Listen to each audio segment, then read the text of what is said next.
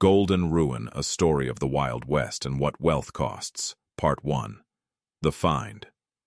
The land west of the Cimarron had a way of lying to a man. It spread out in every direction, flat and burnt gold in summer, gray and indifferent in winter. And it promised nothing. That was perhaps its only honest quality. The sky above it was enormous, the kind of sky that made a man feel he was standing at the bottom of a bowl, and the wind that moved across it carried the smell of dry grass and distance. There were no trees worth speaking of. There was the river, brown and low most of the year. There were hawks. There was silence. Hector Duval had been born in that silence and had never known anything else. His father had worked the same 40 acres before him, and his grandfather before that, growing sorghum on soil that was more sorrow than substance, hauling water from the river when the pump dried up, patching the same fence year after year against cattle that wandered in from neighboring spreads. It was a life measured, not in abundance but in persistence. You did not get rich on the Cimarron. You simply stayed. Hector had a wife named Lily and 2 children, a boy called Thomas, who was 12, and a girl called Nora, who was 9. Lily was a lean, capable woman with sun-darkened hands and dark hair she wore braided tight against the back of her head, and she ran their household with the same quiet precision with which she managed everything. The garden, the chickens, the account book she kept in a coffee tin under the kitchen floorboard. She had grown up on a spread, 40 miles east, and she had come to Hector's land with no illusions about it. She had simply chosen him, and the land came with the man. They were not unhappy. That is worth saying plainly. They ate every night. The children went to school in the town of Soledad, 7 miles down the county road, and they came home in the afternoon, with their shoes dusty, and their arms full of whatever they had gathered along the way. Jackrabbit bones, interesting stones, feathers from birds neither of them could name.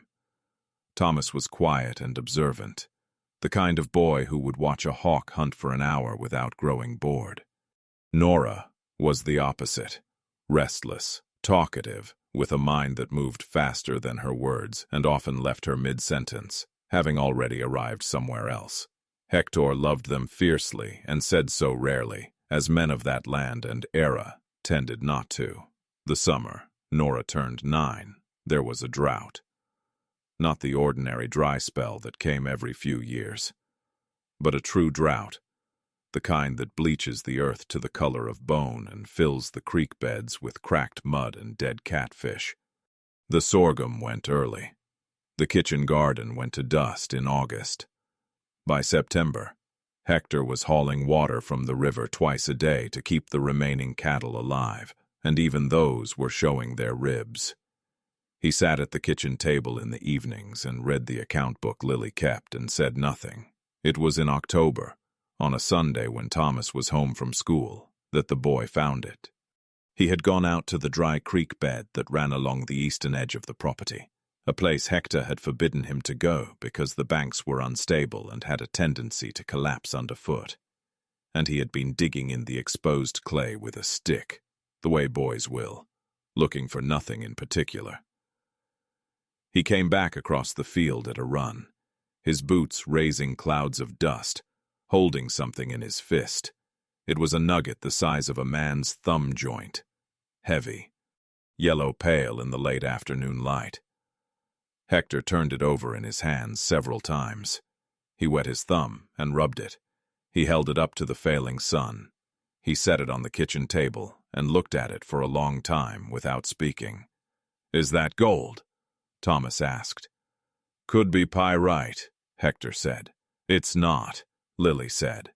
She had come to stand in the kitchen doorway, wiping her hands on her apron. She had a certainty in her voice that Hector recognized, the same certainty she brought to everything she had already decided, and he did not argue with it. It was gold. Part 2. The Fever. What followed happened slowly at first, and then all at once like a brush fire. Hector spent the next 3 Sundays digging in the creek bed, finding more. Not a great seam, Nothing like the famous strikes of Colorado or California, but enough. Enough to pay off the mortgage he'd carried since his father's time, enough to replace the failing pump, enough to buy new stock and repair the roof and settle the account at the hardware store in Soledad, where he'd been running a tab for 3 years. Enough, by Christmas, for Lily to order a dress from the catalog for the first time in their marriage. It was the dress, perhaps, that started it. Or perhaps it was nothing so specific. Perhaps it was simply what gold does to the mind, the way it does not satisfy but opens, the way it makes the present seem suddenly small against an imagined future. Hector had always been a man of modest desires. The property, his family, the daily work, these had been enough. But now, standing over the creek bed with a pan in his hands, watching the light move in the sediment, he began to want more than enough. He began to want more. He drove into Soledad and spoke to a man named Calhoun, who worked at the assay office. Calhoun told him what the gold was worth and what it might mean if there was more of it. He told him about men who had found surface deposits like this one and followed them down into real veins. He told him about the town of Lander, 3 counties west, where a new mining concern was setting up operations and was looking for men with land claims and knowledge of their terrain. Moved across the dry grass with a sound, moved across the dry grass with a sound like breathing. "We could go," he said, "or I could go first and see about it." "Go where?" she said. "Lander, or maybe further. There's talk of a whole operation. Real money, Lily. Not just what we've found." She looked at him across the table. "We have real money," she said. "We have enough." "Enough isn't the same as real," he said, and even as the words left his mouth, he knew they were wrong, knew it the way you know something is wrong before you know why. But he did not take them back. By spring, they had sold the property. Part 3. The city. They moved to a place called Grantville, a city of 40,000 people on the eastern edge of the high plains. It was not a large city by any measure, not Denver, not St. Louis. But to Thomas and Nora, who had grown up in a house 7 miles from the nearest town, it was overwhelming. The streets were paved. The buildings were 3 stories tall. There were electric lights and streetcars and a department store with a revolving door that Nora went through 4 times on their first visit, unable to stop herself.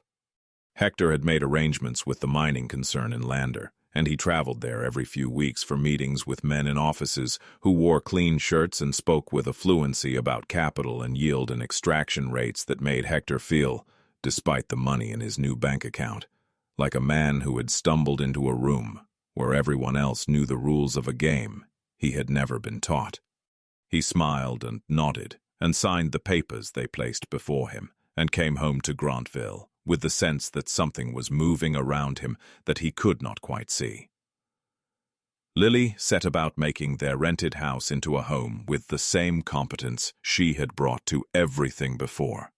She learned the neighborhood, found the best market, enrolled the children in school, made cautious friendships with the women on their street. She was capable, as always, of adapting.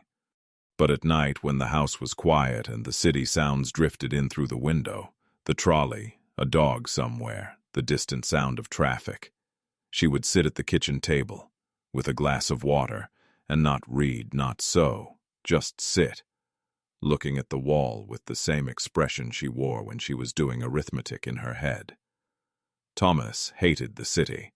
He did not say so directly. He was a quiet boy, and he kept his difficulties to himself. But Hector could see it in him. The way he moved through the school hallways with his shoulders drawn in. The way he flinched at the sound of the trolley. The way he spent his weekends sitting at the window of their second-floor apartment, looking down at the street with an expression of baffled endurance, like an animal that had been relocated to a habitat that was almost but not quite suited to its nature. He had been a capable, confident boy on the land. Here he became uncertain, and the uncertainty did not pass. Nora adapted more readily, as younger children often do. She made friends quickly, fell into the city's rhythms with the ease of water finding level, and began within a few months to speak of the land they had left with the fond, slightly dismissive nostalgia of someone who had made peace with it. But even in Nora, there was something that did not settle fully. She began to have nightmares, infrequent but vivid, from which she would wake crying without being able to say what had frightened her. And she became, in ways subtle enough that it took time to notice, anxious, checking twice that the door was locked, needing to be told where her parents were going and when they would return. Hector did not see any of this. Or rather, he saw it and did not examine it, because there was too much else to look at. There were the meetings in Landa, and the papers, and the numbers that went up and then began, with a troubling consistency, to go down. The mining concern had been built on projections that proved optimistic. The vein on which they had staked their primary claim ran out at 60 feet. The men in clean shirts began to speak of restructuring and revised expectations and the long view. And Hector, who had signed papers whose implications he had not fully understood, found himself in a position those men described as exposed. He came home from one of these meetings and stood in the kitchen for a while. Then he went to the cabinet where they kept a bottle of whiskey for guests and poured himself a glass. He drank it standing at the counter. He poured another. Lily, who was at the table, watched him. "How was the meeting?" she said. "Fine," he said. Part 4. The Unraveling. The first year in Grantville had been, if not happy, at least coherent. There had been the project of settling in, the novelty of the city, the sense of something beginning. By the second year, that sense was gone, and what remained was harder to name. A kind of formlessness, the feeling of having untethered from something without having found anything new to attach to. Hector's drinking had not yet become what it would become. At first, it was simply what men of his type and time did in the evenings, a glass of whiskey after dinner, perhaps 2 on Saturdays. Lily did not remark on it. It was within the range of normal, and she was a woman who picked her battles carefully. But by the third year, the evenings had grown earlier, and the glasses had grown larger, and the man sitting across from her at the kitchen table was increasingly someone she did not quite recognize. He had grown up in silence and was used to silence, but this was a different kind. The silence on the Cimarron had been inhabited, full of the small sounds of the land, wind and birds, and the creaking of the old house settling, and beneath them the steady hum of work that gave the day its structure. The silence of the Grantville apartment was empty. There was nothing to do in it. He had never been a man with hobbies or passions beyond the land itself, and without the land, he found himself with long evenings and no use for them. The whiskey filled the time. He did not think of it as more than that. The money was going. Not quickly. They were not ruined, not yet, but steadily, in ways that Lily tracked in her account book, with a precision that had become increasingly painful to her. There were the apartment costs, the children's school fees, the expenses of city life higher than they had calculated. And there was... She began eating dinner with the children at their regular hour and leaving a plate for Hector in the cold oven. She spent her evenings reading alone in the bedroom, and when he came to bed late, she would not turn over. In the mornings, she was efficient and civil and entirely out of reach. He noticed. He noticed and did not know what to do about it, because doing something about it would require a kind of examination of himself that he was not prepared for. It was easier to have another glass of whiskey. It was easier to go out. Thomas, who was 16 by the third year, had become a problem at school. Not in the way of delinquency. He was not a violent boy, not a troublemaker, but he had stopped applying himself, stopped attending some classes, stopped turning in assigned work. He moved through the apartment like a tenant, arriving and departing without explanation, eating quickly and alone if he ate at home at all. Nora was 14. She had been a talkative, curious child. She had become a teenage girl who simultaneously filled the apartment with energy and then disappeared into her room for days at a time. She had also developed a habit of lying, small, unnecessary lies at first, and then larger ones. When Lily caught her, Nora would become disproportionately upset, crying with an intensity too large for the situation, then quiet for days with a guiltiness that Lily found harder to handle than the lies themselves. In the 4th year, Lily found the account book and sat with it for a long time. Then she packed 2 suitcases, took Nora, and left. Part 5. What Remained. She did not go far. That is important to understand. She did not run. She went to a boarding house on the other side of Grantville, run by a widow named Mrs. Eames, and she enrolled Nora in the school nearby and began looking for work as a seamstress, which she had some skill at, and as a cook, which she had more. Hector came home to a half-empty 12-toe. Hector came home to a half-empty apartment. Thomas was there. Thomas, 17 now, moving through the rooms with the abstracted air of someone already half gone himself. Father and son sat together in the kitchen that first night. Hector cooked something badly, and they ate without speaking, and then Thomas went to his room, and Hector poured a glass of whiskey and sat at the table alone. The city was loud outside. The trolley ran until midnight. There was always someone on the street, always a door slamming, always music from the bar 2 blocks east drifting up to the apartment window like something mocking. On the Cimarron, the nights had been so quiet. You could hear the river. You could hear the grass. Hector had never thought, while he lived there, that he valued those sounds. He thought about them now constantly. He had made a mistake. This knowledge was not new. It had been forming in him for 2 years like a slow crystallization. But it had arrived now in its complete shape. He had found gold, and he had thought that gold was a destination, that arriving at it meant arriving somewhere worth going. But gold was not a destination. Gold was just a thing in the ground. The destination was what you built from it, and he had not built anything. He had taken what he had, the land, the life, the family arranged around those things, and dismantled it in the belief that something better lay on the other side. And there had been nothing on the other side at all. He went to see Lily in October. They sat in the front room of Mrs. Eames's boarding house, in chairs too formal for the conversation they were trying to have, and he told her he wanted to come back. Apartment. To what exactly would you, apartment? To what exactly would you come back? He did not have a good answer.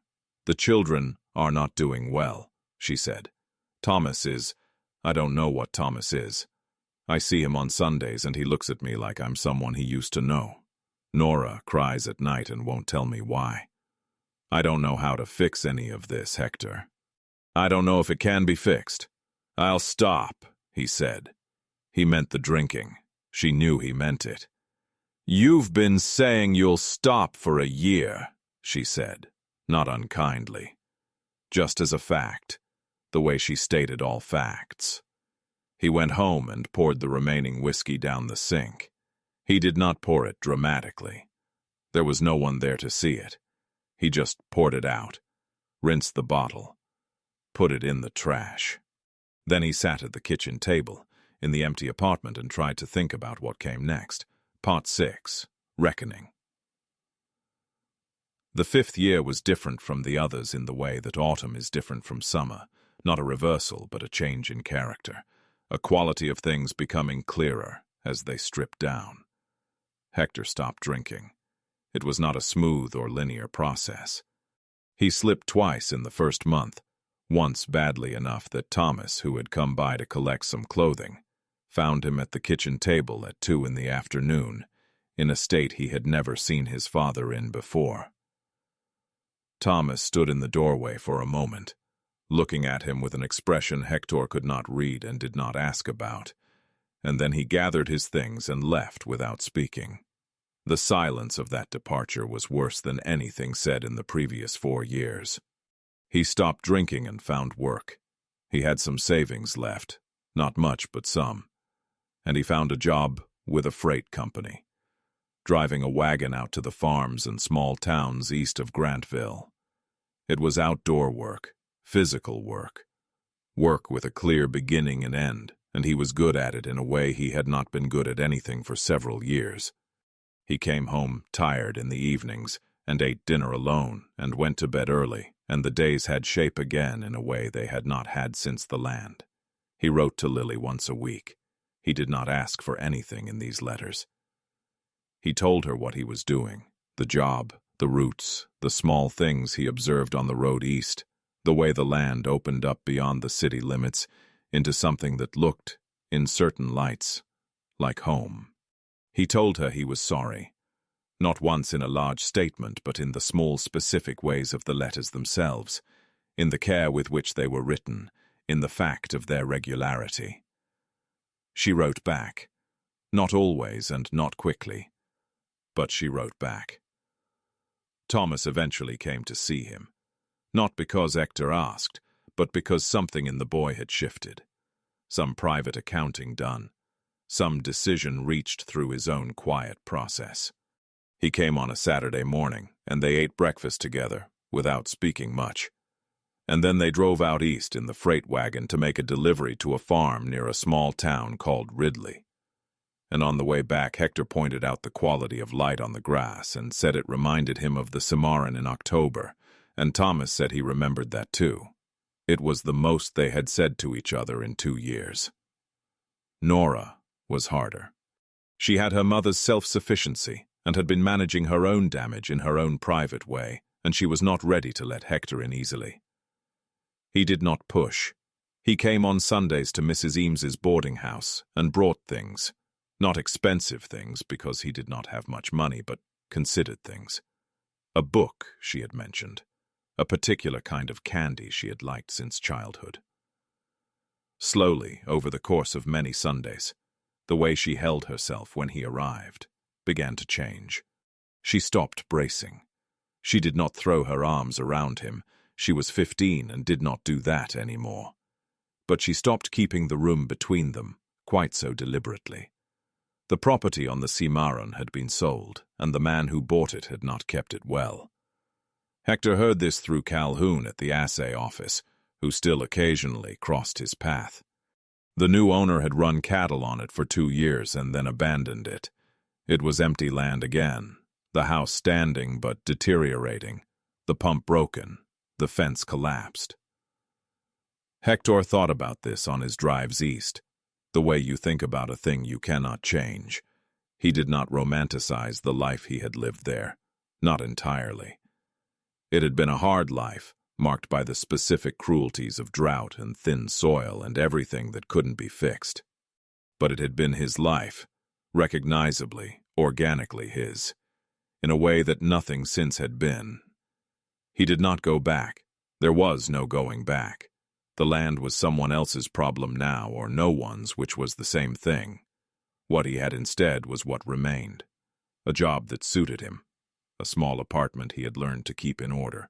A son who came sometimes on Saturdays. A daughter who no longer crossed the room to avoid him. Lily, still at Mrs. Eames's boarding house, had begun teaching sewing to women in the neighborhood and had acquired a steadiness, different from, and in some ways deeper than, the steadiness she'd had before. She was not coming back, not now, possibly not ever. This was a reckoning Hector had done and arrived at a kind of peace with. But she was not gone either.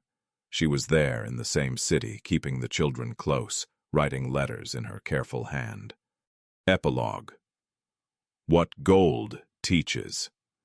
There is a kind of story about gold that is told often, in which the gold is the villain, the cause of ruin, the source of corruption, the thing that turns good men into bad ones. Hector Duval did not believe this story, or not entirely. He had known men ruined by gold and men ennobled by it, and the difference between them, had not been the gold, but the men. Gold revealed. It opened what was already there and made it large. In his case, it had opened a restlessness he had not known he carried, a dissatisfaction with the sufficient, an inability to be still inside a life that was working. He thought about this on the road east, with the high plains spreading out on either side of the wagon and the hawks circling above the grass. He thought about Thomas at 12, watching a hawk hunt for an hour without moving. He thought about Nora, going through the revolving door 4 times, unable to stop herself. He thought about Lily's hands on the kitchen table, the account book open between them. What he had lost was not recoverable in its original form, the way a broken thing is not the same thing repaired. But repair was not nothing. Repair was, in fact, the work, the only work left to him now. And he found in that work something he recognized from the land. The specific satisfaction of a task that has no end but continues to be worth doing. Not because of where it leads, but because of what it is. The gold was gone. The land was gone. The family he had built was altered in ways that might never fully reverse. But the hawk was still up there, turning in the wide sky above the grass. And Thomas still knew how to watch it. And Nora still moved through the world with her particular restless energy. And Lily still wrote letters in her careful hand. And the road still ran east through the open country. And the light on the grass in October was still exactly what it had always been. He drove on. End.